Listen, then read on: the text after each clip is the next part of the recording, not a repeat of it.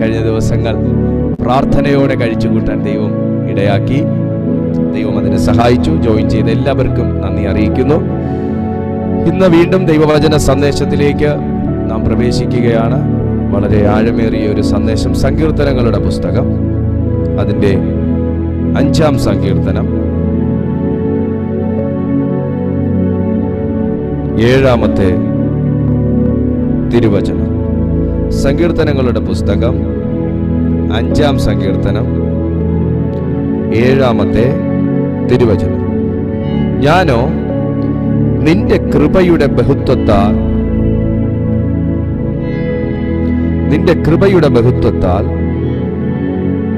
നിന്റെ ആലയത്തിലേക്ക് ചെന്ന് നിന്റെ വിശുദ്ധ മന്ദിരത്തിന് നേരെ നിന്നിലുള്ള ഭക്തിയോടെ ആരാധിക്കും.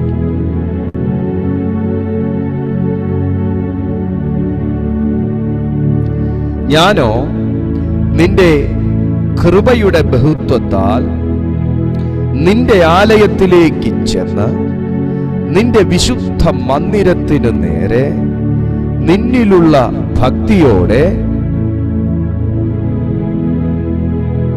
ആരാധിക്കും. എത്ര പേർക്ക് ഈ വചനത്തിന് ആമേൻ പറയാൻ പറ്റും? എത്ര പേർക്ക് ഇതിനകത്തുനിന്നുള്ള ദൈവിക ആശയങ്ങളുടെ ഒരു ചെറിയ കിരണങ്ങളെങ്കിലും നിങ്ങളുടെ ബുദ്ധിയെ, നിങ്ങളുടെ ആത്മാവിനെ തൊടുന്നുണ്ട്? ഈ വചനം വായിച്ചപ്പോൾ എൻ്റെ ഉള്ളിൽ ഒരു ഭയങ്കര സ്പാർക്കാണ്. ഞാനിത് പറഞ്ഞപ്പോഴും എൻ്റെ ശരീരത്തിൽ വേഗത്തിൽ ഒരു ദൈവശക്തി വന്ന് തട്ടിയത് ഞാൻ തിരിച്ചറിഞ്ഞു. ദാവീദിന്റെ മനോഹരമായ ഒരു പ്രഭാത ധ്യാനമാണ് ഞാനിപ്പോൾ വായിച്ച ഈ 5-ാമത്തെ സങ്കീർത്തനത്തിന്റെ 7-ാമത്തെ വാക്യം. 5-ാമത്തെ സങ്കീർത്തനം എന്ന് പറയുന്നത് രാവിലെ അതികാലത്തെ എഴുന്നേറ്റ് ദൈവത്തെ അന്വേഷിക്കുന്ന ഭക്തനായ ദാവീദ് സംഗീത പ്രമാണിക്ക് വേണുനാദത്തോടെ തീർത്ത ഒരു സങ്കീർത്തനമാണ് ഈ 5-ാമത്തെ സങ്കീർത്തനം എന്ന് പറയുന്നത്. ന്യായവിധിക്കായിട്ടുള്ള ആദ്യ പ്രാർത്ഥന എന്ന് ഇതിനെ അറിയപ്പെടുന്നു. ഇതിൽ ദാവീദ് ഉപയോഗിക്കുന്ന വാക്കുകൾ വളരെ ഏറെ ആത്മീയ സ്പർശനങ്ങൾ, ആത്മാവിനെ തൊട്ടുണർത്തുന്ന വാക്കുകളാണ്. എന്റെയും നിങ്ങളുടെയും പ്രാർത്ഥനകൾക്കകത്ത് പലപ്പോഴും നിഴലിച്ചു നിൽക്കുന്ന ശക്തിയുറ്റതായ വാക്കുകളെ ഇതിനകത്ത് നമുക്ക് കാണാൻ കഴിയും. അതിൽ പ്രധാനപ്പെട്ടതും എപ്പോഴും നമ്മൾ ഉപയോഗിക്കുന്ന ഒരു വാക്കാണ് കൃപ. കൃപ. ഇന്ന് അവിടെയാണ് നമ്മുടെ ചിന്താ വിഷയം ഇരിക്കുന്നത്. ഈ സങ്കീർത്തനം മുഴുവൻ എനിക്ക് അങ്ങോട്ട് വിശദീകരിക്കണമെന്നുണ്ടെങ്കിലും സമയം പോരാ. അതിനകത്ത് കൃപ എന്നല്ല പറഞ്ഞേക്കുന്നത്, കൃപയുടെ ബഹുത്വം എന്നാണ് പറഞ്ഞേക്കുന്നത്. കൃപയുടെ ബഹുത്വം എന്നാണ് പറഞ്ഞേക്കുന്നത്. ദാവീദ് ദൈവത്തിന്റെ സന്നിധിയിൽ ആരാധിക്കുന്നതിന്റെ പ്രധാന കാരണം ദൈവത്തിന്റെ കൃപയാണ് എന്നുള്ളത് നമുക്ക് എല്ലാവർക്കും തന്നെ അറിയാം. ദാവീദ് മാത്രമല്ല, നമ്മൾ എല്ലാവരും ദൈവത്തിന്റെ സന്നിധിയിൽ പ്രാർത്ഥിക്കുന്നതിന്റെയും ഉപവസിക്കുന്നതിന്റെയും കാത്തിരിക്കുന്നതിന്റെയും, ആക്കത്തെ പറഞ്ഞു പോകരുത്, കാത്തിരിക്കുന്നതിന്റെയും പ്രധാനപ്പെട്ട കാരണം കൃപയാണ് എന്നുള്ളത് മറന്നു പോകാതെ തന്നെ ഞാൻ ആത്മാവിന്റെ ആ തലത്തിലേക്ക് കയറിക്കൊണ്ട് ഞാൻ പറയട്ടെ.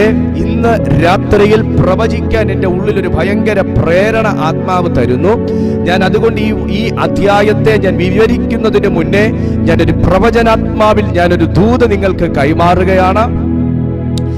ഈ ആലയത്തിനകത്ത്, ഈ വിർച്വൽ മീറ്റിംഗിന്റെ, ഇത് ആലയമാണ്, ഇത് വിർച്വൽ മീറ്റിംഗിൽ ഇതിനകത്ത് വേറെ ഒരു സംപ്രേഷണങ്ങളും ഇല്ല. എപ്പോ തുറന്നാലും ഇതിനകത്ത് പ്രാർത്ഥനയെ കേൾക്കുള്ളൂ, എപ്പോ തുറന്നാലും കേൾക്കുള്ളൂ. അതുകൊണ്ട് ഇതൊരു ആലയമാണ്, ഇതൊരു ഓൺലൈൻ ചർച്ചാണ്. ഈ ആലയത്തിനകത്ത് ദൈവം തന്റെ കൃപയിൽ വിളിച്ചു കൂട്ടി വരുത്തിയിട്ടുള്ള, അത് പുതിയതാണെങ്കിലും പഴയതാണെങ്കിലും, ഇതിനകത്ത് ആരെങ്കിലും ജോയിൻ ചെയ്തിട്ടുണ്ടെങ്കിൽ, ഇന്ന് ഈ മെസ്സേജ് ഇപ്പോൾ ആരെങ്കിലും കേൾക്കുന്നുണ്ടെങ്കിൽ, ഈ കേൾക്കുന്ന ഇത്രയും പേരോടും ഞാൻ ആത്മാവിൽ പ്രവചിച്ചു പറയുന്നു, ദൈവത്തിന്റെ കൃപയോടെ, ദൈവത്തിന്റെ കൃപയിൽ ക്ഷണിക്കപ്പെട്ട് ഈ വിർച്വൽ മീറ്റിംഗിൽ, ഈ ഓൺലൈൻ ചർച്ചിൽ ഇന്ന് നിങ്ങൾ കേറിയിട്ടുണ്ടെങ്കിൽ 8-ാമത്തെ വാക്യം ഇങ്ങനെയാണ് പറയുന്നത്: യഹോവേ, എന്റെ ശത്രുക്കൾ നിമിത്തം നിന്റെ നീതിയാൽ എന്നെ നടത്തണമേ, എന്റെ മുമ്പിൽ നിന്റെ വഴിയെ നിരപ്പാക്കണമേ. നിന്റെ വഴിയെ നിരപ്പാക്കണമേ എന്ന് പറയുമ്പോ നിരപ്പാർന്ന വഴിയിൽ എവിടൊക്കെയോ ശത്രുക്കൾ ഉയർത്തിവെച്ച തടസ്സങ്ങളും ബാരിക്കേഡുകളും ബാരിയറുകളെയും കാണുന്ന ഭക്തനായ ദാവീദ് പറയുന്നു, ഞാൻ എൻ്റെ ദൈവത്തിന്റെ ആലയത്തിന്റെ പ്രാകാരത്തിലേക്ക് വന്ന് ദൈവത്തിന്റെ കൃപയിൽ ഞാൻ വിശുദ്ധ കരങ്ങൾ ഉയർത്തി സ്തോത്രം ചെയ്യുമ്പോൾ തകരാവുന്ന ബാരിക്കേഡുകളും ബാരിയറുകളും മാത്രമേ എന്റെ ദൈവമേ എന്റെ വഴിത്താരകളിൽ ഞാൻ നോക്കുമ്പോ കാണുന്നുള്ളൂ. പക്ഷേ ഒരിക്കൽ ദാവീദ് ഇങ്ങനെയാ പറഞ്ഞത്, നിന്നാൽ ഞാൻ ഈ പടക്കൂട്ടത്തിന് നേരെ പാഞ്ഞു ചെല്ലും, അവനാൽ ഞാൻ ഈ മതിൽ ചാടിക്കടക്കും. ഏതൊരു ഭക്തന്റെ ജീവിതത്തിലും അന്നും ഇന്നും ദാവീദിന്റെ കാലത്തും ദാനിയേലിന്റെ കാലത്തും ഇന്നിരിക്കുന്ന നമ്മുടെ കാലത്തും എപ്പോഴും നമ്മുടെ നിരപ്പായ വഴികളിൽ പലപ്പോഴും ഉയർന്നു നിൽക്കുന്ന ബാരിക്കേഡുകളും ബാരിയറുകളും കാണുമ്പോ മടുത്തും മങ്ങിയും തിരിച്ചു പോകുകയല്ല ചെയ്യേണ്ടത്. പിന്നെയോ ദാവീദിനെ പോലെ ആത്മനിറവിൽ ഇങ്ങനൊന്ന് പ്രഖ്യാപിക്കാൻ കഴിയണം. 8 പറയുന്നതിന് പിന്നെ 7 പറയാൻ കഴിയണം. എന്താ അത്? എന്റെ ദൈവമേ, നിന്റെ കൃപയോടെ, നിന്റെ കൃപയുടെ ബഹുത്വത്താൽ, നിന്റെ കൃപയുടെ ശക്തിയാൽ ഞാൻ ഇന്ന് രാത്രിയിൽ എന്റെ വഴി നിരപ്പാകുമാറ് ഞാൻ ഇന്ന് ദൈവത്തിന്റെ ആലയത്തിൽ ഇരിക്കും. എത്ര പേർ ആ മനസ്സോട് ഇതിനകത്തിരിക്കും? എത്ര പേർ ആ മനസ്സോട് ഇതിനകത്തിരിക്കും? ശുദ്ധ ബൈബിളിൽ ദൈവത്തിന്റെ കൃപ വെളിപ്പെട്ട അനേക ഭക്തന്മാരെ നമുക്ക് കാണാൻ കഴിയും. ദൈവത്തിന്റെ കൃപ വെളിപ്പെട്ട അനേക ഭക്തന്മാരെ കാണാൻ കഴിയും. ഉൽപ്പത്തി പുസ്തകത്തിലേക്ക് നോക്കുകയാണെങ്കിൽ ആദ്യത്തെ മനുഷ്യനാണ് നോഹ. ഉൽപ്പത്തി പുസ്തകത്തിലേക്ക് തുടങ്ങുകയാണെങ്കിൽ ആദ്യത്തെ മനുഷ്യനാണ് നോഹ എന്ന് പറയുന്നത്. ദൈവത്തിന്റെ കൃപ വെളിപ്പെട്ട ഒരു മനുഷ്യനാണ് നോഹ എന്ന് പറയുന്നത്. അതിനു മുന്നേ ഞാൻ ഒന്നും കൂടെ പറയട്ടെ, ഒരു വാക്ക് ഒരിക്കൽ കൂടെ വായിച്ചോട്ടെ. 7-ാമത്തെ വാക്യം, ഞാനോ നിന്റെ കൃപയുടെ ബഹുത്വത്താൽ നിന്റെ ആലയത്തിലേക്ക് ചെന്ന്. ആ വാക്ക് നിങ്ങളൊന്ന് കേട്ടെ. ദൈവത്തിന്റെ കൃപയുണ്ടെങ്കിൽ മാത്രം തുടരാൻ കഴിയുന്ന ഒരു സ്ഥലമാണ് ആലയം. ദൈവത്തിന്റെ കൃപയുണ്ടെങ്കിൽ മാത്രം നിലനിൽക്കാൻ കഴിയുന്ന ഒരു സ്ഥലവുമാണ് ആലയം. ആ വാക്ക് നിങ്ങൾ കേട്ടോ എന്ന്? ദൈവത്തിന്റെ കൃപയിൽ മാത്രം നമുക്ക് നിലനിൽക്കാൻ കഴിയുന്ന ഒരു സ്ഥലമാണ് ആലയം. ദൈവത്തിന്റെ കൃപയുണ്ടെങ്കിൽ മാത്രം നിലനിൽക്കുന്ന ഒരു സ്ഥലമാണ് ആലയം. ആലയം നിലനിൽക്കുന്നതും ദൈവത്തിന്റെ കൃപയാണ്. ആലയത്തിൽ നിലനിൽക്കുന്നതും ദൈവത്തിന്റെ കൃപയാണ്. വിശ്വാസത്തിൽ നിലനിർത്തുന്നതും ദൈവത്തിന്റെ കൃപയാണ്. വിശ്വാസത്തിൽ നിലനിൽക്കേണ്ടതും ദൈവത്തിന്റെ കൃപയാലാണ്. ഇതൊരു വിർച്വൽ മീറ്റിംഗ് ആണ്, ഇതൊരു ഓൺലൈൻ ചർച്ചാണ്. ഈ ഓൺലൈൻ ചർച്ച് കൊണ്ടുവന്നതും ദൈവത്തിന്റെ കൃപയാണ്. ഈ ഓൺലൈൻ ചർച്ചിനെ നിലനിർത്തിയിരിക്കുന്നതും ദൈവത്തിന്റെ കൃപയാണ്. തുടങ്ങിയ 1-ാം നാൾ മുതൽ ഇന്നേ നാൾ വരെയും ഞാൻ അന്നും പറയുന്നു ഇന്നും പറയുന്നു, ദൈവത്തിന്റെ കൃപയാൽ സ്ഥാപിക്കപ്പെട്ട ഈ ഓൺലൈൻ മീറ്റിംഗിൽ, ഈ വിർച്വൽ മീറ്റിംഗിൽ, ഈ ഓൺലൈൻ ചർച്ചിൽ ദൈവത്തിന്റെ നാമം മാത്രമേ ഉയരുകയുള്ളൂ. ഒരു മനുഷ്യന്റെയും കൃപ കൊണ്ട് നിൽക്കുന്ന ഒരു ചർച്ച് അല്ല ഈ ഓൺലൈൻ ചർച്ച് എന്ന് പറയുന്നത്. ഒരു മനുഷ്യന്റെയും കഴിവ് കൊണ്ട് നിൽക്കുന്ന ഒരു ചർച്ച് അല്ല ഈ ഓൺലൈൻ ചർച്ച് എന്ന് പറയുന്നത്. ഈ ചർച്ചും നമ്മുടെ ഫിസിക്കൽ ചർച്ചും ഈ ജീവിതവും നമ്മുടെ ആത്മീയ ജീവിതവും ആലയത്തിനകത്തുള്ള നമ്മുടെ ജീവിതവും എല്ലാം നിലനിൽക്കുന്നതും നിലനിർത്തേണ്ടതും നിലനിൽക്കേണ്ടതും ദൈവത്തിന്റെ കൃപയിലാണ്. അതേ പ്രിയപ്പെട്ടവരെ, ഇന്ന് രാത്രിയിൽ നിന്നത് ദൈവത്തിന്റെ കൃപയാൽ, നിർത്തിയതും ദൈവത്തിന്റെ കൃപയാൽ. നമ്മൾ ആരും നിന്നതല്ല, ദൈവം നമ്മെ നിർത്തിയതാണ്. ഇന്ന് കാണുന്നതൊന്നും എന്റേത് എന്ന് നമ്മൾ പറയുന്നതൊന്നും നമ്മൾ നേടിയതല്ല, എല്ലാം ദൈവം തന്നതാണ്. അതും അവന്റെ കൃപയാൽ. ഈ വസ്ത്രവും ദൈവത്തിന്റെ കൃപയാൽ, ഈ ശരീരവും ദൈവത്തിന്റെ കൃപയാൽ, ഈ ആയുസ്സും ദൈവത്തിന്റെ കൃപയാൽ, കുടുംബവും ദൈവത്തിന്റെ കൃപയാൽ, കുഞ്ഞുങ്ങളും ദൈവത്തിന്റെ കൃപയാൽ, ഉപജീവനവും ദൈവത്തിന്റെ കൃപയാൽ, അഭിഷേകവും ദൈവത്തിന്റെ കൃപയാൽ. ഇന്ന് രാത്രിയിൽ ഇതെല്ലാം ഞാൻ പറയുമ്പോഴും, ഇതെല്ലാം ദൈവത്തിന്റെ കൃപയാന്ന് നിങ്ങൾ ഏറ്റുപറയുമ്പോഴും, ദൈവം തന്റെ കൃപയിൽ തന്നതിന്റെ എന്തിന്റെയെങ്കിലും മേൽ പിശാച് കണ്ണുവെച്ചിട്ടുണ്ടെങ്കിൽ, ദൈവം കൃപയിൽ എനിക്കും നിങ്ങൾക്കും പ്രൊവൈഡ് ചെയ്ത എന്തിന്റെയെങ്കിലും മേൽ സാത്താൻ കണ്ണുവെച്ചിട്ടുണ്ടെങ്കിൽ, അത് നമ്മുടെ ശരീരമാകട്ടെ, നമ്മുടെ മനസ്സാകട്ടെ, നമ്മുടെ അഭിഷേകമാകട്ടെ, നമ്മുടെ ആത്മീയ ജീവിതമാകട്ടെ, നമ്മുടെ മിനിസ്ട്രി ആകട്ടെ, നമ്മുടെ ചേർച്ച ആകട്ടെ, നമ്മുടെ ബന്ധങ്ങളാകട്ടെ, എന്തിന്റെയെങ്കിലും മേൽ പിശാച് കണ്ണുവെച്ചിട്ടുണ്ടെങ്കിൽ, ഇന്ന് രാത്രിയിൽ ആലയത്തിനകത്ത് അകത്തേക്കൊന്ന് കയറി അവന്റെ കൃപയുടെ ബഹുത്വത്തിനകത്തേക്കൊന്ന് നിറഞ്ഞ് നിന്റെ വിശുദ്ധ കരങ്ങളൊന്ന് ഉയർത്തി കണ്ണുകളൊന്ന് അടച്ച് ആമേൻ പറഞ്ഞ് ഈ വചനമൊന്ന് ഏറ്റെടുക്കുന്ന സമയത്ത് തകരാനുള്ള ബാരിയറുകളും മാത്രമേ നിങ്ങളുടെ ജീവിതത്തിലുള്ളൂ. എത്ര പേർക്ക് ഇന്ന് കൃപയുടെ ബഹുത്വത്തിലേക്ക് പ്രവേശിക്കാൻ കഴിയുന്നുണ്ട്? ആ കൃപയുടെ ശക്തി ഇത് എത്ര പേർ അനുഭവിക്കുന്നുണ്ട്? ക്രിസ്തീയ ജീവിതത്തിൽ ആലയത്തിൽ നിന്ന് വീണുപോകുന്നതും ഫിസിക്കൽ ചർച്ചയിൽ നിന്ന് വീണുപോകുന്നതും നമ്മുടെ സ്പിരിച്വൽ തലത്തിൽ നിന്ന് വീണുപോകുന്നതും കൃപയുടെ അളവിലെ വ്യത്യാസം കാരണമാണ്. ദൈവത്തിന്റെ കൃപയുടെ അളവിന് വ്യത്യാസമില്ല. നമുക്ക് നമ്മളോട് തോന്നുന്ന ഒരു കൃപയുണ്ട്, ദൈവത്തിന് നമ്മളോട് തോന്നിയ ഒരു കൃപയുണ്ട്, പിന്നെ നമുക്ക് നമ്മളോട് തന്നെ തോന്നുന്ന ഒരു വല്ലാത്ത വികാരമായിട്ടുള്ള ഒരു കൃപയുണ്ട്.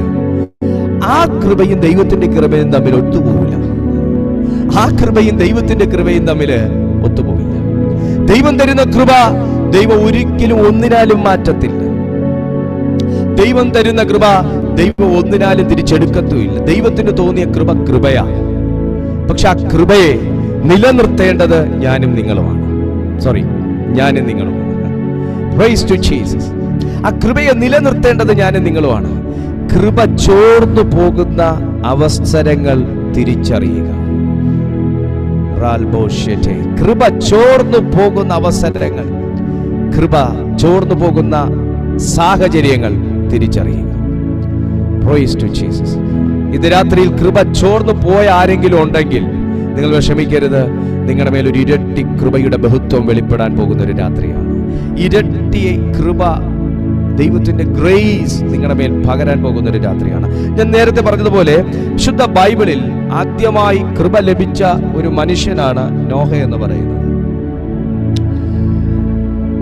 ജനസിസ് ചാപ്റ്റർ 6 പോകുമ്പോ ഓ കൃപ വേണമപ്പ, കൃപ വേണമപ്പ, കൃപ വേണമപ്പ നിൻ മക്കൾക്ക്, കൃപ വേണമപ്പ, കൃപ വേണമപ്പ, കൃപ വേണമപ്പ ഈ മക്കൾക്ക്. ജനസിസ് ചാപ്റ്റർ 6 വേഴ്സ് 8 ഇങ്ങനെയാണ് പറയുന്നത്, എന്നാൽ നോഹയ്ക്ക് യഹോവയുടെ കൃപ ലഭിച്ചു. ആദ്യമായിട്ട് നമുക്ക് കാണാൻ കഴിയുന്ന ഒരു ഭാഗമാണ്. ഉൽപ്പത്തി പുസ്തകം 6-ാം അധ്യായം അതിന്റെ 8-ാമത്തെ വാക്യത്തിൽ ഇങ്ങനെ പറയുന്നത്, എന്നാൽ ആ വാക്യം ഇങ്ങനെയാ പറയുന്നത്, എന്നാൽ but Noah found favor in the eyes of the Lord. ദൈവത്തിന്റെ കണ്ണിൽ. എന്നാൽ നോഹയ്ക്ക് ദൈവത്തിന്റെ കൃപ ലഭിച്ചു എന്ന് മലയാളം പറയുമ്പോൾ ഇംഗ്ലീഷ് വേർഷനിൽ പറയുന്നത് but Noah found favor in the eyes of the Lord. എന്റെ പൊന്നു സഹോദരങ്ങളെ, എനിക്കിതൊന്നും സാധാരണ ഭാഷയിൽ പറയാൻ പറ്റുന്നില്ല. ദൈവത്തിന്റെ കണ്ണിൽ കൃപ ലഭിച്ചൊരു മനുഷ്യൻ നോഹ. ദൈവത്തിന്റെ കണ്ണിൽ. മലയാളത്തെക്കാൾ ഇംഗ്ലീഷ് നമുക്ക് കുറച്ചുകൂടെ പവർഫുൾ ആയിരിക്കും വായിക്കുമ്പോൾ. മലയാളത്തിൽ എന്നാൽ നോഹയ്ക്ക് യഹോവയുടെ കൃപ ലഭിച്ചു, അവിടെ തീർന്നു. കൊള്ളാം, നല്ല വാക്ക്, ആമേൻ. പക്ഷെ ഇംഗ്ലീഷിൽ പറയുന്നു but Noah found favor in the eyes of the Lord. ദൈവത്തിന്റെ കണ്ണാൽ കൃപ ലഭിച്ച ഒരു മനുഷ്യനാണ് നോഹ. കാരണമുണ്ട്, അതുകൂടെ പറഞ്ഞ കാരണമുണ്ട്. നമ്മളെല്ലാരും പറയുന്നത് ഹാനോക്ക് ദൈവത്തോടു കൂടെ നടന്നു എന്നാ. വിശുദ്ധ ബൈബിൾ 6-ാം അധ്യായത്തിൽ പറയുന്നു നോഹ ദൈവത്തോടു കൂടെ നടന്നു. അതേ വാക്ക് തന്നെ പറയുന്നു, നോഹ ദൈവത്തോടു കൂടെ നടന്നു. നോഹ ദൈവത്തോടു കൂടെ നടന്നു.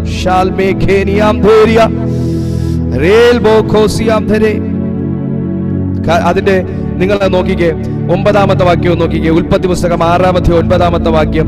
നോഹയുടെ വംശപാരമ്പര്യം എന്തെന്നാൽ നോഹ നീതിമാനും തന്റെ തലമുറയിൽ നിഷ്കളങ്കനുമായിരുന്നു. നോഹ ദൈവത്തോടു കൂടെ നടന്നു. കൃപ വെളിപ്പെടണമെന്ന് നിങ്ങൾ ആഗ്രഹിക്കുന്നുവെങ്കിൽ ഈ വംശപാരമ്പര്യമാണ് ഉണ്ടാകേണ്ടത്. വംശപാരമ്പര്യം എന്ന് പറയുന്നത് എന്റെ എന്റെ അമ്മ, അമ്മയുടെ അമ്മ, അമ്മയുടെ അമ്മയുടെ അമ്മ, അപ്പന്റെ അപ്പന്റെ അപ്പൻ എന്ന് പറഞ്ഞു പോകുന്ന ഒരു വംശപാരമ്പര്യത്തിൽ നിന്ന് ക്രിസ്തുവിൽ തെരഞ്ഞെടുക്കപ്പെട്ട ദൈവത്തിന്റെ കൃപയിൽ ദൈവത്തിന്റെ സ്നേഹത്തിൽ ദൈവം വിളിച്ച് വേർതിരിച്ച് നമ്മുടെ പഴയ വംശ പാരമ്പര്യങ്ങളിൽ നിന്ന് നമ്മെ ഈ കൃപയുടെ അറ്റ്മോസ്ഫിയറിലേക്ക് കൊണ്ടുവന്നിരിക്കുന്ന എന്റെ വംശ പാരമ്പര്യമെന്ന് പറയുന്നത് ഞാൻ ദൈവത്തോട് കൂടെ നടക്കുന്ന ഒരു വംശ പാരമ്പര്യമാണ്. എത്ര പേർക്ക് വാക്കിന്ന് ചേർത്തൊന്ന് ജീവിതത്തോട് തുന്നിച്ചേർക്കാൻ പറ്റും? ഞാൻ എന്റെ വംശപാരമ്പര്യം ദൈവത്തോട് കൂടെ നടക്കുന്ന വംശപാരമ്പര്യം. കുഞ്ഞെ, ദൈവത്തോട് കൂടെ നടക്കുന്ന വംശപാരമ്പര്യം ആമേനൊന്നും പറഞ്ഞങ്ങ് തീർത്ത് കളയരുത്. ദൈവത്തോട് കൂടെ നടക്കുന്നവന്റെ ജീവിതം എന്ന് പറയുന്നത് സദാസമയവും ദൈവത്തിന്റെ കണ്ണ് സ്വന്തം ശരീരത്തിൽ പതിപ്പിച്ചുകൊണ്ട് നടക്കുന്നവനെന്നാണ്. ഞാൻ അനുഭവിക്കുന്ന വേദന ആരും കാണുന്നില്ലല്ലോ, ഞാൻ അനുഭവിക്കുന്ന പീഡനങ്ങൾ ആരും കാണുന്നില്ലല്ലോ, ഞാൻ അനുഭവിക്കുന്ന കഷ്ടതകൾ ആരും കാണുന്നില്ലല്ലോ എന്ന് പറയുമ്പോഴും ഇവിടെ നോഹയെ കുറിച്ച് വിശുദ്ധ ബൈബിൾ ഇങ്ങനെയാ പറയുന്നത്, but Noah found favour in the eyes of the Lord എന്നാ പറയുന്നത്. ദൈവത്തിന്റെ കണ്ണാൽ കൃപ ലഭിച്ച ഒരു മനുഷ്യനാണ് നോഹ. നമ്മൾ പറയുന്നു പെട്ടകം, 7 മനുഷ്യർ, നല്ലത് തീയത്, വെള്ളപ്പൊക്കം, പ്രാവ്, ഇവിടെയൊക്കെ കൊണ്ട് നമ്മൾ നോഹയുടെ ചരിത്രം അങ്ങ് തീർക്കുകയാണ്. നോഹയെ ആ ശുശ്രൂഷയ്ക്ക് വേണ്ടി തമ്പുരാൻ തെരഞ്ഞെടുത്തതിന്റെ പിന്നിൽ, എനിക്കത് പറയുമ്പോ എന്നാന്നറിയത്തില്ലോ, ഭയങ്കര ഒരു ദൈവ സാന്നിധ്യം. ദൈവം ആ ശുശ്രൂഷയ്ക്ക് വേണ്ടി ആ മണ്ണിൽ നിന്ന് ഒരു മനുഷ്യനെ തിരഞ്ഞെടുത്തതിന്റെ പിന്നിലെ ദൈവത്തിന്റെ ഛേദോവികാരം എന്നതാന്ന് ചോദിച്ചാൽ, നിഷ്കളങ്കമായി ഭാര്യയുടെ കയ്യും പിടിച്ചോണ്ട് നടന്നു എന്നല്ല, നിഷ്കളങ്കമായി ദൈവത്തോടുകൂടെ നടന്ന ഒരു മനുഷ്യൻ നോഹ. നമുക്ക് ആനോക്കിനെയാണ് ആ ഒരു ലെവലിൽ ചിന്തിക്കാൻ ഇഷ്ടം. ഞാൻ സ്നേഹിക്കുന്നു, ഞാനും ആ ഹാനോക്കിനെ കുറിച്ച് ഞാനും ഈ പ്ലാറ്റ്ഫോമിൽ പ്രസംഗിച്ചിട്ടുണ്ട്. പക്ഷെ നോഹ ആ സെയിം കാറ്റഗറിയിൽ പെടുന്ന മനുഷ്യനാ. വംശപാരമ്പര്യാത് നോഹയുടെ വംശപാരമ്പര്യം എന്ന് പറഞ്ഞുകൊണ്ട് തുടങ്ങുക ദൈവത്തിന്റെ പരിശുദ്ധാത്മാവ്. നോഹയുടെ വംശപാരമ്പര്യമാവിത്. നോഹ തന്റെ ജീവിതകാലത്തൊക്കെയും നിഷ്കളങ്കതയിലും നേരോടെയും ദൈവത്തോട് കൂടെ നടന്നു എന്ന വചനം പറയുന്നേ. മൈ ജീസസ് മോനെ, ഈ ദൈവത്തോട് കൂടെ നടക്കുന്നവന്റെ കൃപയെ ഇനി എത്ര വലിയ ഭരണാധികാരി വന്ന് എടുത്തു കളയാൻ ശ്രമിച്ചാലും മാറാത്തോന്ന ദൈവത്തിന്റെ കൃപ. അതുകൊണ്ട് ആ ഭൂമിയിൽ ആർക്കും ചെയ്യാൻ കഴിയാത്ത ഒന്ന് നോഹ ചെയ്തു. പെട്ടകം ഉണ്ടാക്കി. ദൂതുണ്ട്, അതിനകത്ത് ദൂതുണ്ട്. പെട്ടകമുണ്ടാക്കി. ഈ ഒരൊറ്റ മനുഷ്യനെ കൊണ്ട് ദൈവം സകല ജാതികളിലും പെട്ട നല്ലതിനെയും തീയതിനെയും സേവ് ചെയ്തു, സംരക്ഷിച്ചു. നിനക്ക് നിന്റെ കുടുംബത്തെ സംരക്ഷിക്കാൻ ആശയില്ലേ? നിങ്ങൾക്ക് നിങ്ങളുടെ കുടുംബത്തെ സംരക്ഷിക്കാൻ ആശയില്ലേ? നിങ്ങൾക്ക് നിങ്ങളുടെ ലൈഫിനെ സംരക്ഷിക്കാൻ ആശയില്ലേ? നിങ്ങൾക്ക് നിങ്ങളുടെ ആത്മീയ ജീവിതം സംരക്ഷിക്കാൻ ആശയില്ലേ? സകലതും ഒരു പെട്ടകത്തിനകത്തെന്നതുപോലെ സേഫ് ആയിരിക്കണമെന്ന് നിങ്ങൾക്ക് ആഗ്രഹമില്ലേ? നിങ്ങൾ പ്രാപിച്ച അഭിഷേകം, നിങ്ങൾ സ്വീകരിച്ച വചനങ്ങൾ, നിങ്ങൾ അനുഭവിക്കുന്ന ദൈവ സാന്നിധ്യം, നിങ്ങൾക്കുള്ള ബന്ധങ്ങൾ, നിങ്ങളുടെ തലമുറകൾ എല്ലാം എത്ര പ്രളയം വന്നാലും ഒരു പെട്ടകത്തിനകത്തെന്നതുപോലെ സംരക്ഷിക്കപ്പെടണം കർത്താവേ എന്ന് നിങ്ങൾ പ്രാർത്ഥിക്കാറില്ലേ? ഒറ്റ കാര്യമുള്ളൂ ഇതിന്റെ പിന്നിൽ. ദൈവം ഇതിനകത്ത് പട്ടാളത്തെ അല്ല ഇറക്കിയത്. ദൈവം ഇത് ചെയ്യാൻ വേണ്ടി അഭിഷേകമുള്ള ദൈവത്തോടു കൂടെ നടക്കുന്ന ഒരു വൃദ്ധനെയാ ദൈവം തെരഞ്ഞെടുത്തേ. കുഞ്ഞേ, ദൈവത്തിന്റെ കൃപ നിന്റെ മേൽ പകരാൻ പ്രായം ഒരു തടസ്സമല്ലെന്ന്. ദൈവത്തിന്റെ കൃപ നിങ്ങളുടെ മേൽ പകരാൻ വയസ്സൊരു തടസ്സമല്ലെന്ന്, കാലം ഒരു തടസ്സമല്ലെന്ന്, സൗന്ദര്യം ഒരു തടസ്സമല്ലെന്ന്. എന്റെ കുടുംബം സംരക്ഷിക്കപ്പെടണം, എന്റെ ഭാവി സംരക്ഷിക്കപ്പെടണം, എന്റെ വാഗ്ദത്തം സംരക്ഷിക്കപ്പെടണമെങ്കിൽ കുഞ്ഞെ, അഭിഷേകമുള്ളവന്റെ പെട്ടകത്തിനകത്തെ ഇത് സംരക്ഷിക്കപ്പെടുകയുള്ളൂ. എവിടെയെങ്കിലും കൊണ്ട് പൊതിഞ്ഞു വെച്ചാൽ സംരക്ഷിക്കപ്പെടത്തില്ല ഒന്നും.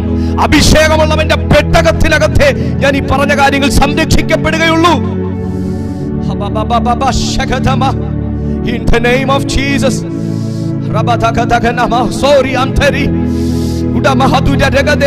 യേശുവിന്റെ നാമത്തിൽ നോഹയേക്കാൾ ആരോഗ്യമുള്ളവർ അവിടെ ഉണ്ടായിരുന്നു. നോഹയേക്കാൾ ആരോഗ്യമുള്ള സൗന്ദര്യമുള്ളവർ അവിടെ ഉണ്ടായിരുന്നു. പക്ഷേ അവരാരും ദൈവത്തോടു കൂടെ നടന്നില്ല. ആ വംശത്തിൽ താൻ മാത്രം ദൈവത്തോടു കൂടെ നടന്നപ്പോൾ അവിടം കൊണ്ട് ദൈവം രണ്ടായി വേർപിരിക്കുകയാണ് ചരിത്രം.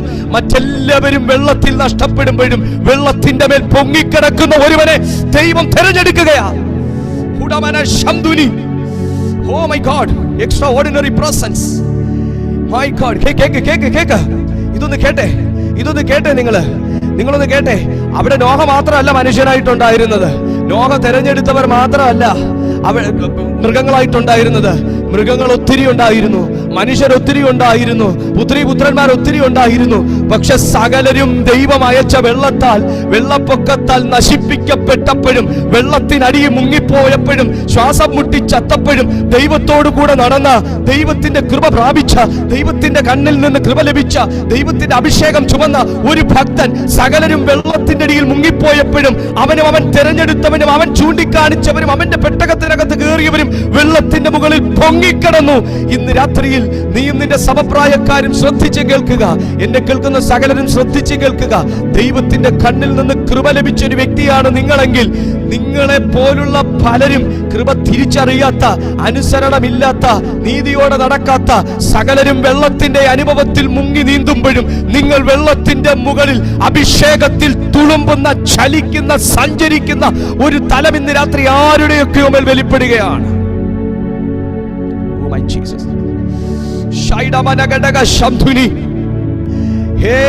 എല്ലാരെയും മുക്കുന്ന ഒന്ന് വെള്ളം, പക്ഷേ അഭിഷേകമുള്ളവനെ പ്രൊട്ടക്ട് ചെയ്യുന്ന ഒന്ന് പെട്ടകം.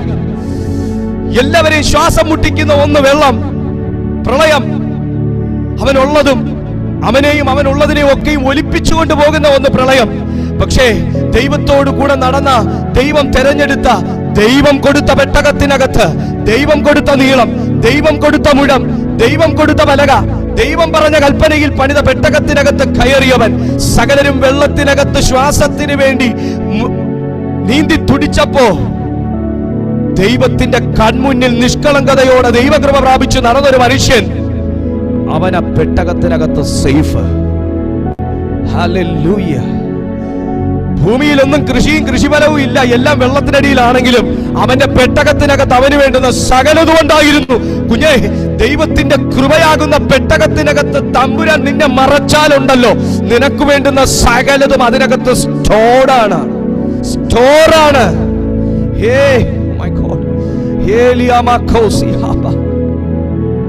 കാര്യമുള്ളൂ, ദൈവത്തോടു കൂടെ നടക്കാൻ തീരുമാനിച്ചു. ദൈവത്തോടു കൂടെ നടക്കാൻ തീരുമാനിച്ചു. Are you ready? ദൈവത്തോടു കൂടെ നടക്കാൻ. ഞാനോ ദൈവത്തിന്റെ ആലയത്തിലേക്ക്, ദാവീദിന്റെ വാക്കിലേക്ക് ഞാൻ വീണ്ടും പോകുന്നേ, ദൈവത്തിന്റെ ആലയത്തിലേക്ക് ചെന്ന് അവന്റെ കൃപയുടെ ബഹുത്വപ്രകാരം വിശുദ്ധ മന്ദിരത്തിലേക്ക് ചെന്ന് ഞാൻ അവനെ ആരാധിക്കും. ദാവീദ് പറഞ്ഞ വാക്ക. പുള്ളിക്കാരൻ ഈ ചരിത്രം അറിയാം. ഒരു വ്യക്തിയുടെ മേൽ കൃപ വെളിപ്പെട്ടാലുള്ള വ്യത്യാസം എന്നതാണെന്ന് പുള്ളിക്ക് നന്നായിട്ട് അറിയാം. ദാവീദിന് മോളെ, നീ ഒരു കാര്യം കൂടെ മനസ്സിലാക്കണം. ഇത്രയും തിരിച്ചറിവുള്ള ഒരു ദാവീദിന്റെയും അഭിഷേകം ചോർന്നു പോകാൻ ഒരു സ്ത്രീ ഒന്ന് കുളിക്കുന്ന കാര്യം എത്തി നോക്കേണ്ടിയേ വന്നുള്ളൂ. അതുകൂടെ ഓർത്തോണം. ഒരു സ്ത്രീ കുളിക്കുന്ന, ഊരിയാവിന്റെ ഭാര്യ കുളിക്കുന്നത് ഒന്ന് കിളിവാതിലിലൂടെ എത്തി നോക്കേണ്ടിയേ വന്നുള്ളൂ കൃപ ചോർന്നു പോകാൻ. ദൈവത്തിന്റെ കണ്ണിൽ നിന്നും മനുഷ്യന് കൃപ വരും, എന്റെ കണ്ണിലൂടെയും കൃപ ചോർന്നു പോകും. അതുകൂടെ ഓർത്തോണം. ദൈവത്തിന്റെ കണ്ണിൽ നിന്നും എനിക്ക് കൃപ വരും, എന്റെ കണ്ണിൽ നിന്നും കൃപ ചോർന്നു പോകും. എന്റെ കണ്ണുകൊണ്ട് നോക്കുന്നതിലൂടെയും കൃപ ചോർന്നു പോകും. അഭിഷേകം പ്രൊട്ടക്ട് ചെയ്യുന്നത് അത്ര ഈസിയായ കാര്യമല്ല. ദൈവകൃപ കൂടെ കൊണ്ടു നടക്കുന്ന അത്ര ഈസിയായ കാര്യമല്ല. കണ്ണിനും വായ്ക്കും നാവിനും ചെവിക്കും മനസ്സിനും ശരീരത്തിനും അവയവത്തിനും എല്ലാം ഒരു നിയമം ചെയ്യുന്നവന് മാത്രമേ ഈ കൃപയിൽ നിൽക്കാൻ കഴിയത്തുള്ളൂ. അങ്ങനെ ഉള്ളവൻ വായെടുത്ത് ഭൂതത്തോട് കൽപ്പിച്ച അത് ഒരിക്കലും വരാതെ വണ്ണം വിട്ടുപോകും. ഭയങ്കര ദൈവസാന്നിധ്യം പലരുടെയും മേൽ ആഞ്ഞടിക്കുന്നുണ്ടല്ലോ. ഞാനത് വ്യക്തമായി കാണുന്നുണ്ട്. ഭയങ്കര ദൈവസാന്നിധ്യത ആഞ്ഞടിച്ചുകൊണ്ടിരിക്കുക. ഇന്ന് രാത്രിയിൽ ഈ ദൂതെടുത്തപ്പോ തന്നെ എനിക്കറിയാം ഇതിനകത്ത് എന്തോ ഒരു കൃപയുടെ ഭണ്ഡാരം തുറക്കാനുണ്ടെന്ന്.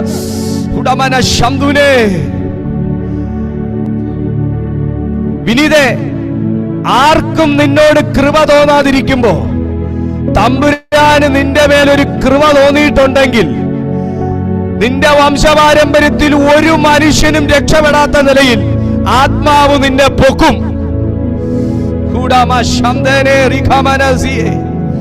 നിന്റെ ജീവിതത്തിൽ ഒത്തിരി പരാജയങ്ങൾ നീ ഏറ്റുവാങ്ങിയിട്ടുണ്ടായിരിക്കാം.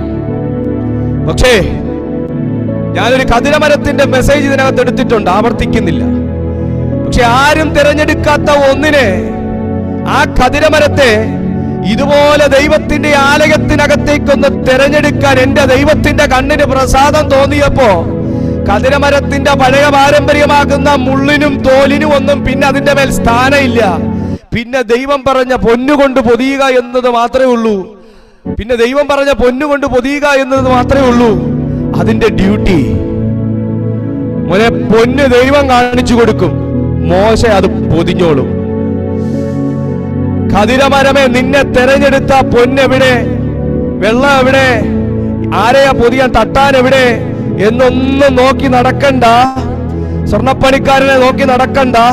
കതിരമരത്തെ സ്വർഗം കണ്ടിട്ടുണ്ടെങ്കിൽ പൊന്നാണ് ഇനി മുതൽ ഇവന്റെ മേത്ത് പൊതിയേണ്ടതെങ്കിൽ പൊതിയാനുള്ള മോശയെയും ദൈവം കണ്ടിട്ടുണ്ട്.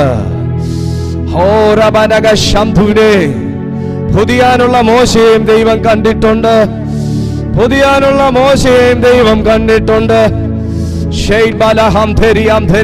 ഇന്ന് രാത്രി ആരെയൊക്കെയോ ഈ കൃപ പൊതിയും. ഇന്ന് ഈ കൃപ പൊതിയും. ബലഹീനനെ, നിന്നെ ഈ കൃപ പൊതിയും.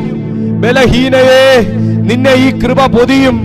ഓ, ജൂലിയ പ്രസാദിന്റെ മേൽ ആ ദൈവത്തിന്റെ തീ തീക്ഷ്ണമായി ഇറങ്ങുന്നത് ഞാൻ കാണുന്നുണ്ട്. ഹേ മൈ ഗോഡ്, അസാധാരണമായ ദൈവശക്തി ചലിക്കുകയാണ്. ഓ, കൃപ വേണമപ്പ, കൃപ വേണമപ്പ, കൃപ വേണമപ്പ നിൻ മക്കൾക്ക്.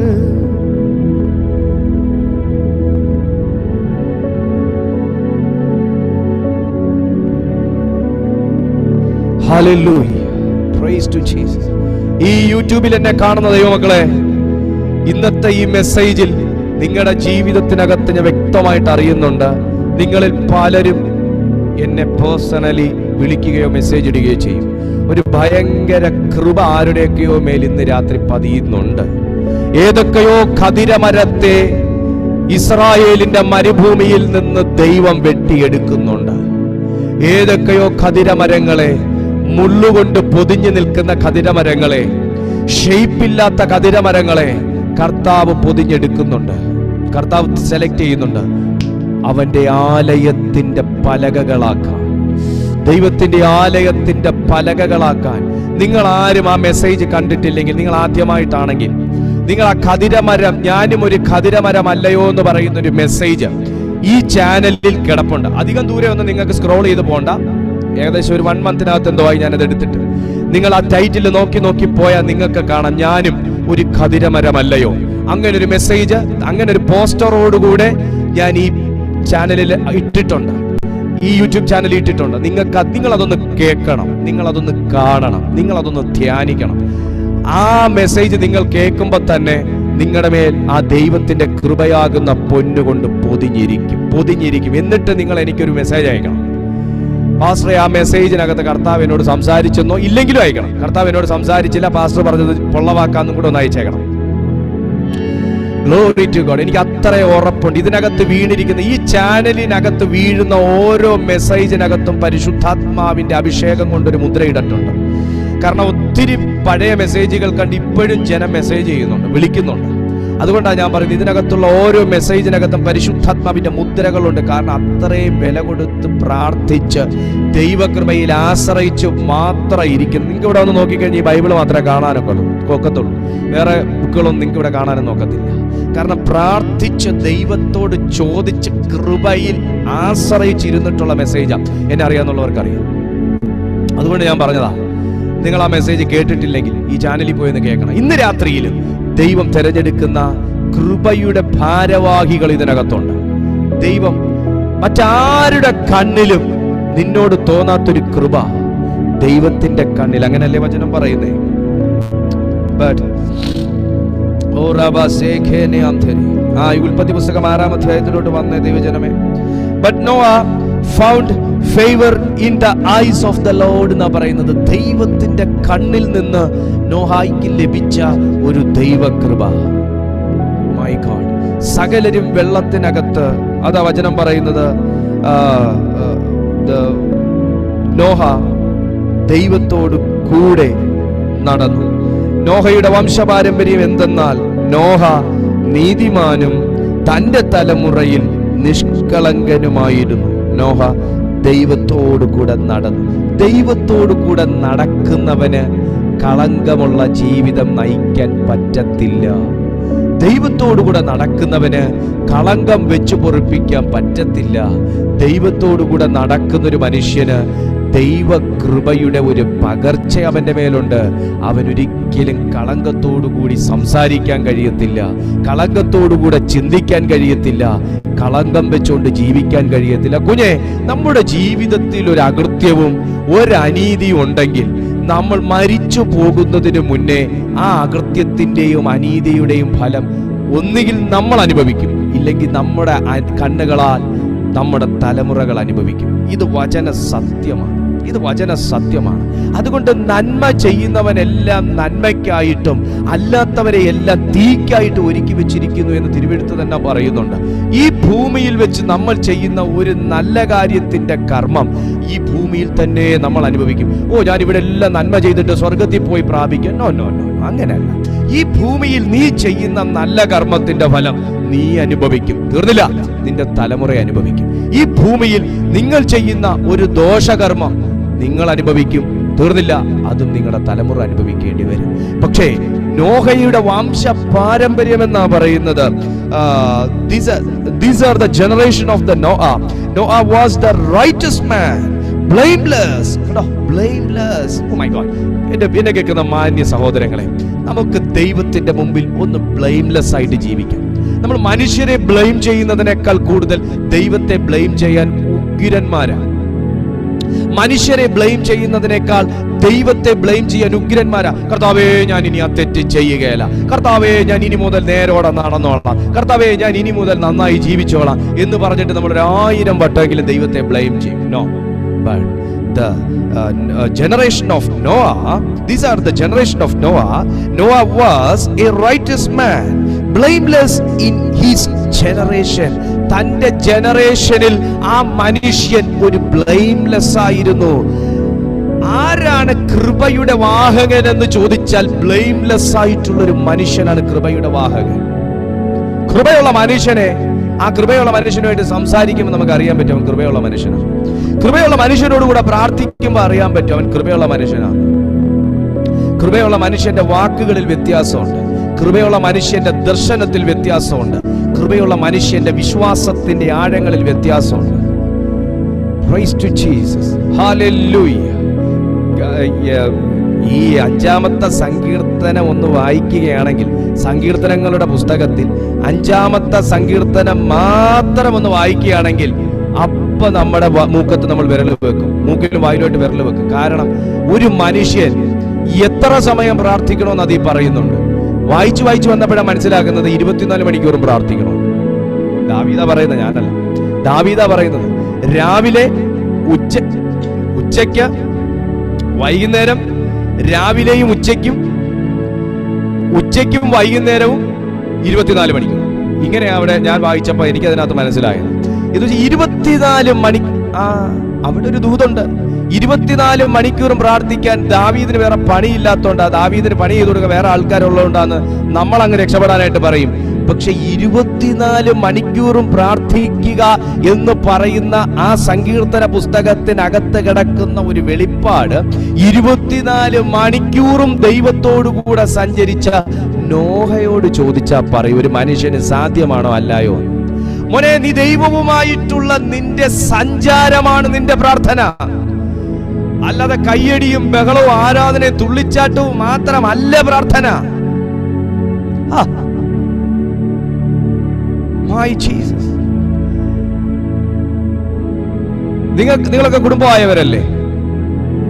നിങ്ങളുടെ വൈഫിന് നിങ്ങൾ 24 മണിക്കൂറും ചോക്ലേറ്റ് മേടിച്ചുകൊണ്ട് കൊടുക്കുന്നതോ, അല്ലെങ്കിൽ നിങ്ങളുടെ കുഞ്ഞിന് 24 മണിക്കൂറും ചോക്ലേറ്റ് മേടിച്ചുകൊണ്ട് കൊടുക്കുന്നതോ, നിങ്ങളുടെ കുഞ്ഞിന് ഡെയിലി പുതിയ ഡ്രസ്സ് എടുത്തുകൊണ്ട് കൊടുക്കുന്നതോ, നിങ്ങളുടെ കുഞ്ഞിന് ഡെയിലി പുറത്തുനിന്ന് ഫുഡ് മേടിച്ചുകൊണ്ട് കൊടുക്കുന്നതോ മാത്രമാണോ സ്നേഹം? പറയൂ. അപ്പൊ ഫുഡ് മേടിച്ചുകൊണ്ട് കൊടുക്കുന്ന മാത്രമാണോ സ്നേഹം? ചോക്ലേറ്റ് മേടിച്ചുകൊണ്ട് കൊടുക്കുന്ന മാത്രമാണോ സ്നേഹം? അതോ അവളെ എപ്പോഴും പുറത്തു കൊണ്ടുപോയി മോളെ എനിക്ക് നിന്നെ ഇഷ്ട, എനിക്ക് നിന്നെ ഇഷ്ട, എനിക്ക് നിന്നെ ഇഷ്ട എന്ന് പറയുന്നതാണോ സ്നേഹം? അല്ല. അവളോടുകൂടെ കുറച്ചു നേരം ഇരിക്കുന്നത്, ഒന്നും മിണ്ടിയില്ലെങ്കിൽ പോലും അവളുടെ തോളത്തൊന്ന് കൈയിട്ടേക്കുന്നത്, അവളുടെ കൈക്കൊന്ന് പിടിച്ചോണ്ടിരിക്കുന്നത്, അല്ലെ അവളോട് കുറച്ചു നേരം വർത്താനം പറയുന്നത് കൂടെയാണ് സ്നേഹം. അതും കൂടെയാണ് സ്നേഹം.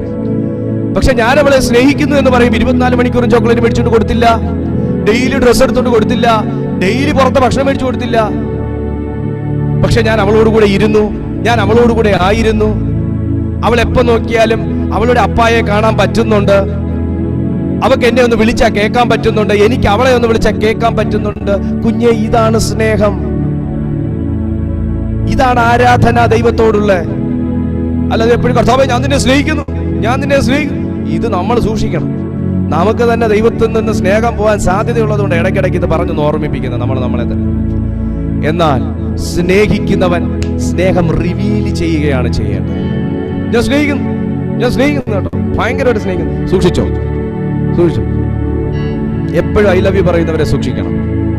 കാരണം അവരുടെ സ്നേഹം പറ്റിപ്പോവാൻ സാധ്യതയുണ്ട്. പക്ഷെ 24 മണിക്കൂറും ദൈവത്തോടു കൂടി ഇരിക്കുന്നവന് ഞാൻ നിന്നെ സ്നേഹിക്കുന്നു എന്ന് പറയേണ്ട കാര്യമില്ല. ഓൾറെഡി അത് ദൈവത്തിനും അറിയാം, നമുക്കും അറിയാം. നോഹ അതായിരുന്നു. 24 hours ദൈവവുമായി നടന്ന ഒരു മനുഷ്യൻ. അതിന്റെ കാരണം ബ്ലെയിംലെസ് ആയിട്ടുള്ളൊരു ലൈഫ്. നമുക്ക് ആരെയും ബ്ലെയിം ചെയ്യേണ്ട പ്രിയപ്പെട്ടവരെ, നമുക്ക് ആരെയും പുച്ഛിക്കണ്ട, നമുക്ക് ആർക്കും എതിരായി സംസാരിക്കണ്ട, നമുക്ക് ആർക്കും എതിരായി നമുക്ക് എഴുതണ്ട, നമുക്ക് ആർക്കും എതിരായി പ്രചരിപ്പിക്കണ്ട, നമുക്ക് ആർക്കെതിരായി നമ്മുടെ ന്യായവും തെളിയിക്കാൻ പോണ്ട, നമ്മൾ അന്യായം ചെയ്യാൻ പോകണ്ട. നമുക്ക് അതിനൊന്നും നേരമില്ല. നോഹയോട് ചോദിച്ചു, അച്ചച്ച ഒന്ന് വിട്ടേ അച്ചച്ച, ഞാനേ അല്പം ബിസിയാന്ന് പറയും. കാരണം ദൈവത്തോടുകൂടെ നടക്കുക. സോ ആ പട്ടണത്തിൽ സകലരെയും നശിപ്പിക്കാൻ തോന്നിയ ദൈവത്തിന് നോഹയോടും കുടുംബത്തോടും, ഇവിടെ ഞാൻ പറയട്ടെ, നോഹയോടും കുടുംബത്തോടും കരുണ തോന്നി, സത്യ. പക്ഷെ നോഹയെ കുറിച്ചേ ഇവിടെ പറയുന്നുള്ളൂ. നോഹയുടെ കുടുംബം മോശമെന്നല്ല ഞാൻ പറഞ്ഞേ, നോഹയുടെ ഭാര്യ കൊള്ളത്തില്ലെന്നല്ല ഞാൻ പറഞ്ഞേ. പക്ഷെ നോഹയെ കുറിച്ചേ ഇവിടെ പറയുന്നുള്ളൂ. നോഹയുടെ വംശപാരമ്പര്യം, നോഹ നീതിമാനും തന്റെ തലമുറയിൽ നിഷ്കളങ്കനുമായിരുന്നു. നോഹ ദൈവത്തോടു കൂടെ നടന്നു. ഷേം, ഹാം, യാഫെത്ത് എന്നീ 3 പുത്രന്മാരെ ജനിപ്പിച്ചു.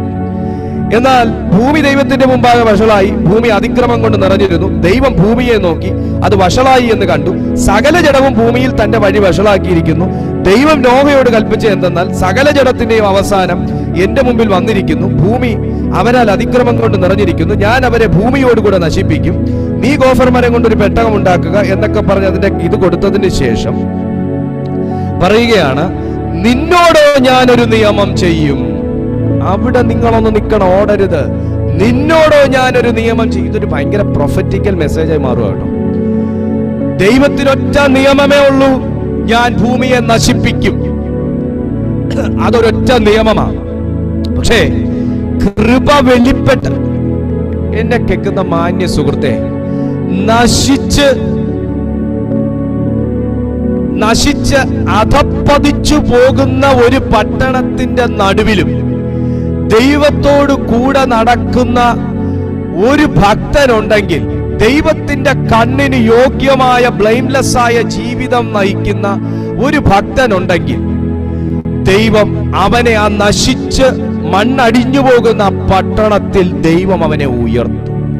നിന്റെ കുടുംബം എത്ര പാരമ്പര്യം എടുത്തു നോക്കിയാൽ എഴുന്നേറ്റ ഇല്ലാത്തൊരു കുടുംബവും, എഴുന്നേറ്റ ഇല്ലാത്തൊരു വംശവും, എഴുന്നേറ്റ ഇല്ലാത്തൊരു തറവാടും, എഴുന്നേറ്റ ഇല്ലാത്ത ഒരു പാരമ്പര്യവും ഉള്ള ഒരു വ്യക്തിയുടെ നടുവിലാണ്, അങ്ങനൊരു പാരമ്പര്യത്തിലാണ്, അങ്ങനൊരു ജനറേഷനിലാണ് നിങ്ങളെങ്കിലും, നിങ്ങൾ ഈ വചനം ശ്രദ്ധിച്ച് കേൾക്കുക. ദൈവത്തോട് കൂടെ നടന്ന ബ്ലെയിംലെസ് ആയിട്ടുള്ള ലൈഫ് കാഴ്ചവെച്ച നോഹയോട് ദൈവത്തിന്റെ ആത്മാവ് പറയുന്നു, എടാ മോനെ, ഞാൻ ഈ ഭൂമി മുഴുവൻ നശിപ്പിക്കാൻ പോവാ. കാരണം ഭൂമി മനുഷ്യനെ കൊണ്ട് വഷളായി. നിന്നോടോ ഞാനൊരു നിയമം ചെയ്യും. അവിടം കൊണ്ട് കളി മാറുക.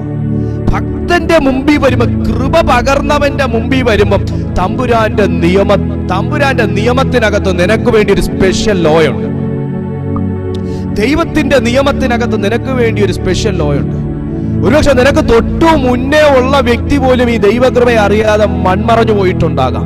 പക്ഷെ നിന്റെ പേര് ചൊല്ലി വിളിച്ച ദൈവത്തിന് നിന്നോടൊരു പ്രത്യേക നിയമമുണ്ട്. കുഞ്ഞെ, നീ ഇപ്പൊ ചെയ്തുകൊണ്ടിരിക്കുന്ന ബിസിനസ് നിനക്ക് മുന്നേ പലരും ബിസിനസ് പഠിച്ച പലരും ചെയ്ത ഒരു ബിസിനസ് ആയിരിക്കാം. നിനക്ക് മുന്നേ പലരും പയറ്റി പരാജയപ്പെട്ട ഒരിടത്തായിരിക്കും നിങ്ങളിപ്പോ നിൽക്കുന്നേ. നിങ്ങൾക്ക് മുന്നേ പലരും ജോലി ചെയ്ത് ഇട്ടേച്ചു പോയൊരു ജോലി സ്ഥലത്തായിരിക്കും നിങ്ങൾ നിൽക്കുന്നേ. നിങ്ങൾക്ക് മുന്നേ പലരും ജോലി ചെയ്ത് സാലറി കിട്ടാതെ പോയൊരു സ്ഥലത്തായിരിക്കും നിങ്ങൾ നിൽക്കുന്നേ. നിങ്ങൾക്ക് മുന്നേ ഇരുന്ന് അഴിമതി ചെയ്തൊരു സ്ഥലത്തായിരിക്കും നിങ്ങൾ ഇരിക്കുന്നേ. പക്ഷെ ദൈവത്തിന്റെ കണ്ണിന്റെ മുമ്പിൽ നിങ്ങൾക്ക് ഒരു കൃപ ലഭിച്ചിട്ടുണ്ടെങ്കിൽ, നോഹയെ പോലെ ഒരു കൃപ ലഭിച്ചിട്ടുണ്ടെങ്കിൽ, തമ്പുരാൻ ഈ വചനം ഇന്ന് നിങ്ങളോടാ സംസാരിക്കുന്നത്. പക്ഷേ നിന്നോടോ ഞാനൊരു നിയമം ചെയ്യും. എത്ര പേർ തയ്യാറായി രാത്രി?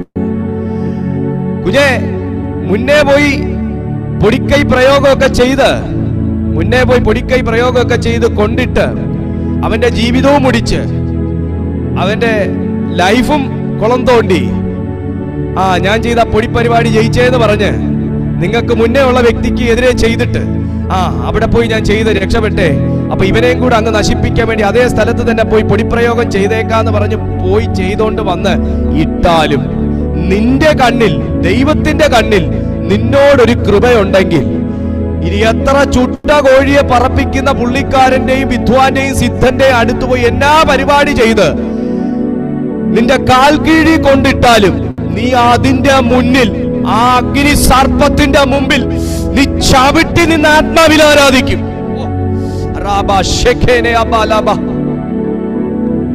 അത് അഭിഷേകമുള്ളവന്റെ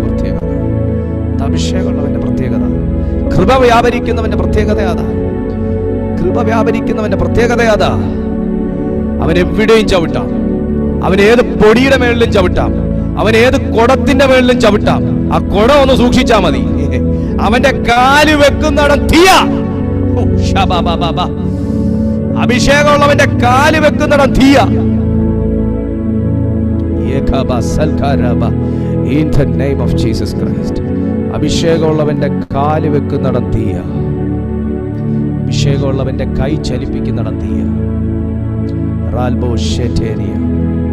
രാത്രിയിൽ ആത്മാവ് ശക്തമായി ആരോടൊക്കെയോ ഇടപെട്ടുകൊണ്ടിരിക്കുകയാണ്. നിന്നോടോ ഞാനൊരു നിയമം ചെയ്യും. നീയും നിന്റെ പുത്രന്മാരും ഭാര്യയും പുത്രന്മാരുടെ ഭാര്യമാരും പെട്ടകത്തിൽ കടക്കണം. ഇത് എന്നാ ഓഫറാന്നാ ഞാൻ ആലോചിക്കുന്നത്. ഇത് എന്തൊരു ഓഫറാന്നാ ഞാൻ ആലോചിക്കുന്നത്.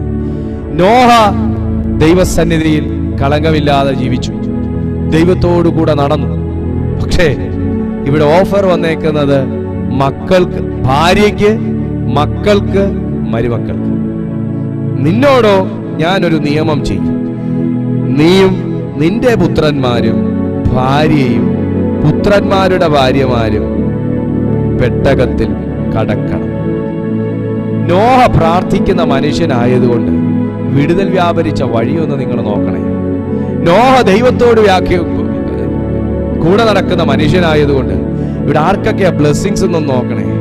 നിന്റെ കുടുംബത്തിൽ നിന്ന് നിന്നെ മാത്രമായിരിക്കും നോഹേ കർത്താവ് കൃപയിൽ കടാക്ഷിച്ചത്. നിങ്ങളുടെ കുടുംബത്തിൽ നിങ്ങളെ ആയിരിക്കും പരിശുദ്ധാത്മാവ് കടാക്ഷിച്ചിരിക്കുന്നത്. ഇന്ന് രാത്രി നിങ്ങൾ ആരാധിക്കുന്നത് കൊണ്ട് നിങ്ങളുടെ പുത്രന്മാരും പുത്രിമാരും അനുഗ്രഹിക്കപ്പെടും. നിങ്ങൾ ദൈവത്തോട് നിലവിളിക്കുന്നത് കൊണ്ട് നിങ്ങളുടെ തലമുറകൾ അനുഗ്രഹിക്കപ്പെടും. നിങ്ങൾ ഉപവസിക്കുന്നത് കൊണ്ട് നിങ്ങളെ ദൈവം പെട്ടകത്തിനകത്ത് കയറ്റും.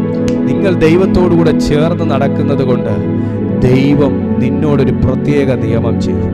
കൃപയുടെ ഭയങ്കര പകർച്ചകൾ, കൃപയുടെ ഭയങ്കരമായ മാനിഫെസ്റ്റേഷൻ ഇത് രാത്രി എവിടെയൊക്കെയോ നടക്കാൻ പോകുകയാണ്. എത്ര പേർ വിശ്വസിക്കുന്നു അവരുടെ മേൽ ഇന്ന് ദൈവത്തിൻ്റെ ആത്മാവിൻ്റെ കരം വെക്കാൻ പോകുന്നു? എല്ലാ കണ്ണുകളും അടയട്ടെ, എല്ലാ കണ്ണുകളും അടയട്ടെ. ഞാൻ നിങ്ങൾക്കായി പ്രാർത്ഥിക്കാൻ പോകുന്നു. ഇന്ന് ആ കൃപ എൻ്റെ മേൽ പകരണമെന്ന് പ്രാർത്ഥിക്കുന്ന ഓരോ ദൈവജനത്തിൻ്റെയും ജീവിതത്തിൽ കുഞ്ഞേ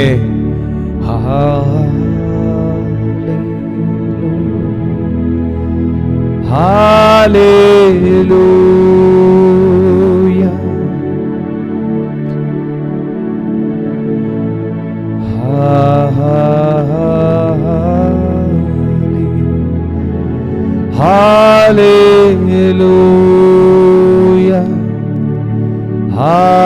Hallelujah.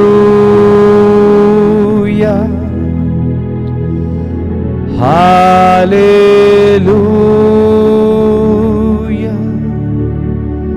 Come on. ഇത് രാത്രിയിൽ പരിശുദ്ധാത്മാവ് ആരുടെയൊക്കെയോ മുറികളിൽ വെളിപ്പെടുകയാണ്.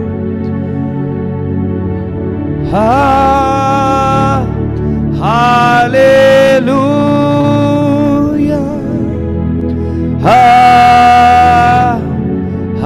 Hallelujah.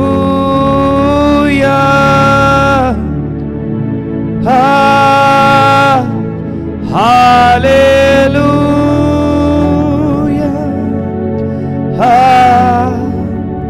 Hallelujah. Hallelujah.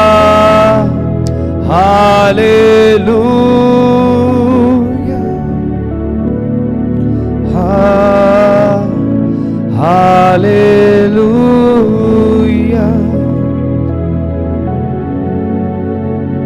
യേശുവേ, ഇപ്പോൾ എൻ്റെ മേൽ ആ ദൈവത്തിന്റെ കൃപ പകരണമേ എന്ന് എത്ര പേർ പ്രാർത്ഥിക്കും. അങ്ങനെയെങ്കിൽ നിന്നോട് ദൈവം ഒരു നിയമം ചെയ്യുന്നൊരു രാത്രിയാണ്. നിങ്ങളോട് ദൈവം ഒരു നിയമം ചെയ്യുന്നൊരു രാത്രിയാണ്.